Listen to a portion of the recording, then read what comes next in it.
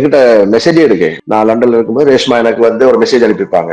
Hi sir, how are you, how's your லெக்னு சொல்லி. So அவங்களுக்கு தெரியும் என்னோட லெக் ப்ராப்ளம், பார்த்துருக்காங்க. ஸோ அப்போ அதுக்கு நான் சொன்னேன், I am on painkiller, I'm fine, I'm plan to come சூன்னு சொல்லி. ஸோ இது வந்து அவங்களுக்கு தெரியும், ரேஷ்மாவுக்கு தெரியும். ஸோ எனக்கு ரேஷ்மாவுக்கு வந்து நான் நீதா ப்ரொமோஷன் பண்ணும்போது ரேஷ்மா அண்ட் ரேஷ்மாவோட ஹஸ்பண்ட் மதன் எல்லாருமே எனக்கு நல்ல ஃப்ரெண்ட்ஸ் தான். பட் இப்ப என்னாச்சுன்னு எனக்கு புரியவே இல்லை. ஐ மீன் அவங்க சைட்ல இப்ப நான் கேள்விப்பட்டிருக்கேன், அவங்க சைட்ல என்ன சொல்றாங்கன்னா, ஜெயா கசார் வந்து படம் பண்றதுக்காக தான் சீரியல் விட்டுட்டாருன்னு சொல்லி. புரியுது உங்களுக்கு?